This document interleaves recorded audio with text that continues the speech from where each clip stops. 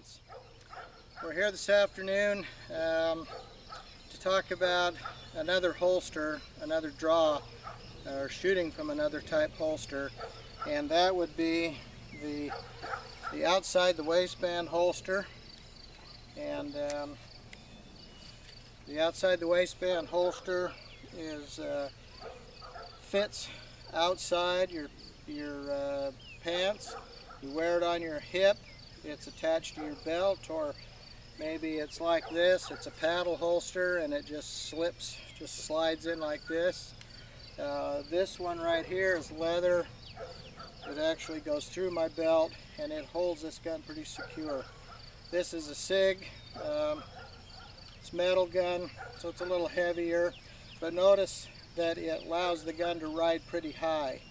This gun rides pretty high, so it makes it easier to conceal because it's riding higher on my body. Makes it easier to just wear a shirt untucked and you know, like this, and conceal it, because the end of the gun's right here, the end of the shirt's down here, so it's probably not going to show, it's not going to print too much, and it comes forward enough here that it's going to cover the gun.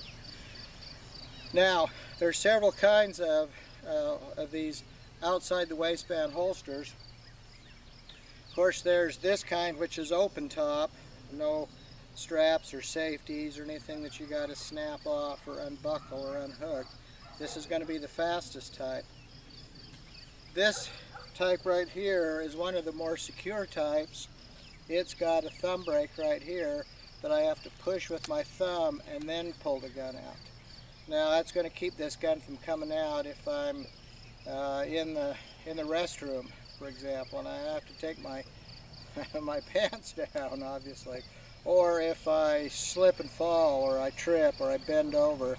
It's going to keep this gun from coming loose and for me to lose control of it because it's tight. Now, this holster was made for this SIG, so it fits it pretty tight. It's kind of molded to it.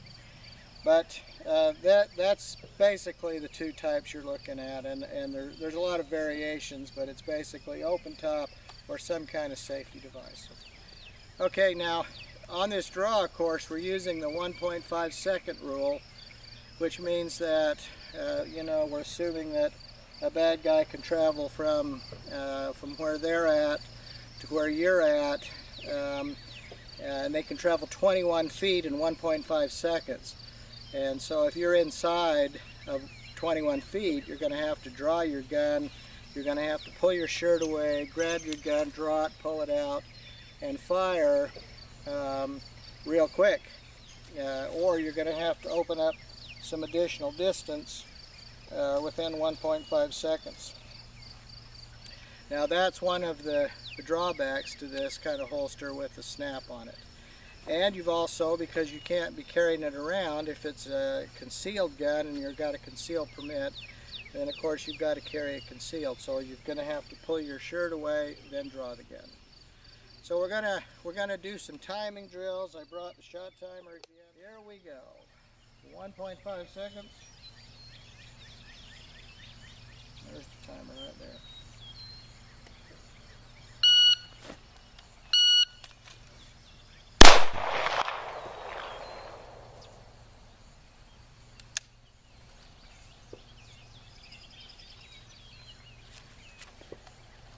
Time 3.38. It's not very fast, is it? You're going to have to practice this some.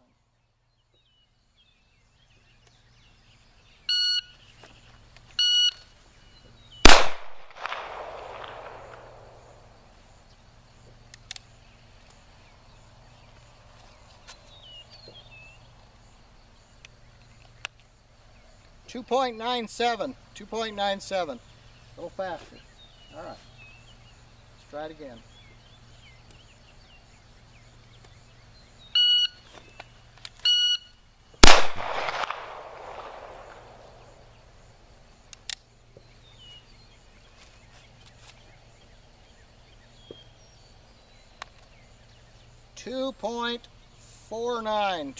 .49. We're getting a little faster. With practice, obviously, get a little more used to this holster. Try it one more time.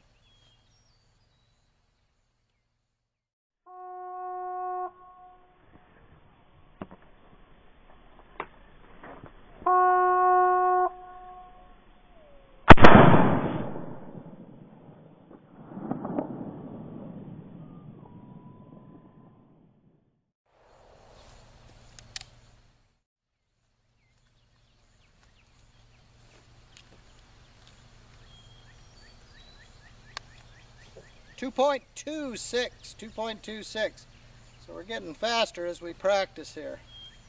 Let's see if we can knock some more time off of this.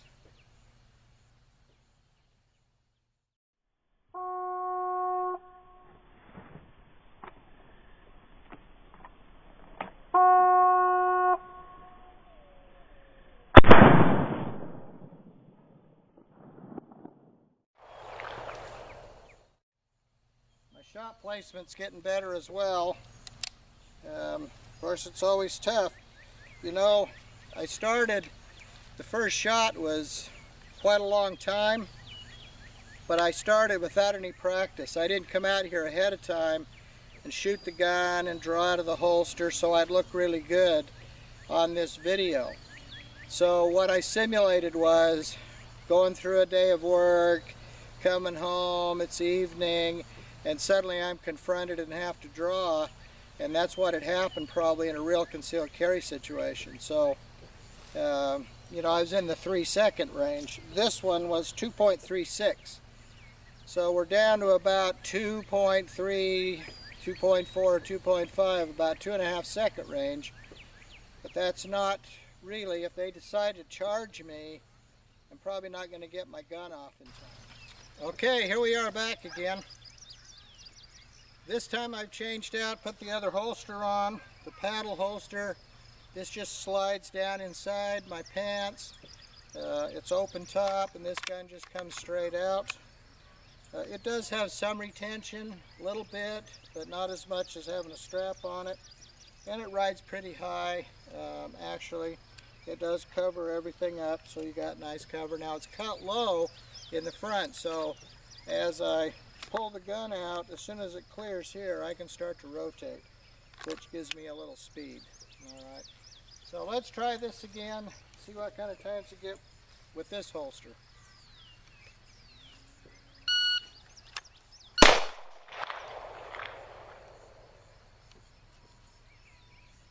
Oh, 1.55. First shot, 1.55. So, what does that tell you? Well, it tells me that if I have to take the time to put my thumb down there and push that thumb snap off, pull my gun out after that, I'm thinking about all the things I have to do that make it more complicated to draw. My thumb's got to do something else, and it puts me probably in kind of a hurry that I get a little more fumble fingered. With this one, I simply sweep the shirt away, grab the gun out, and shoot.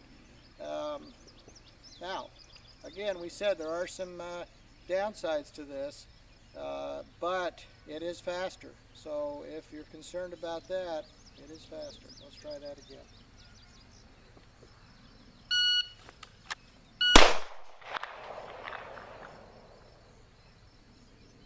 .65. 1.65.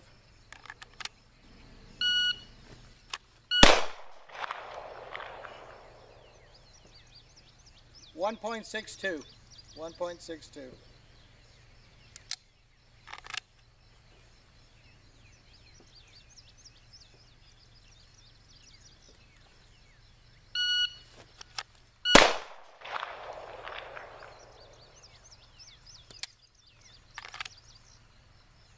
1.61. 1.61. So we're consistently in the 1.6 range, and that's pretty good because you know, that does give me a fighting chance. If he's going to decide to charge at me, I get a fighting chance on this one because I'm already, you know, I'm ready for it.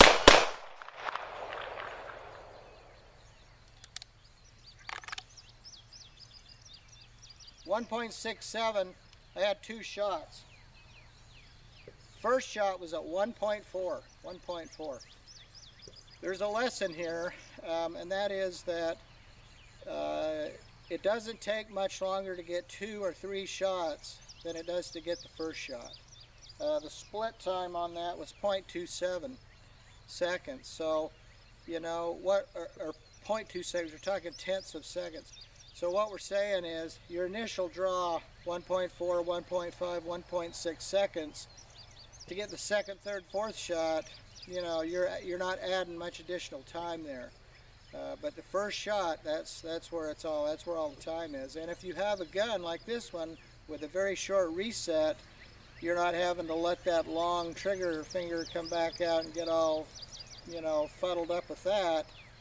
It works better. Now, I like a short reset trigger. I saw on the internet the other day some guys talking about, oh, you don't need a short reset trigger, that's only for competition guys. Well, I do shoot competition, and maybe that's why I like a short reset on the trigger, but I think having a short reset on the trigger does give you some advantage here.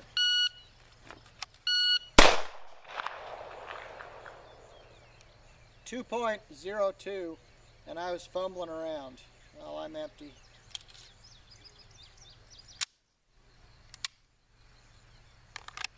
Anyway, I hope that this tells you something.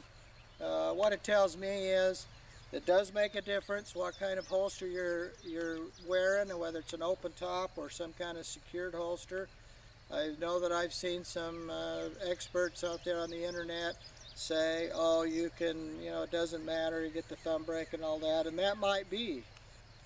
That might well be for guys that have been shooting competition for years, or this is their full-time job, shooting, training, that kind of thing. But if you're like me, you have a regular job and you don't practice, you know, you're not a professional shooter. I've said before, I don't make my money on the shooting circuit, and so if you're like that, then this is something to consider. The type of holster you use probably gives you something to think about.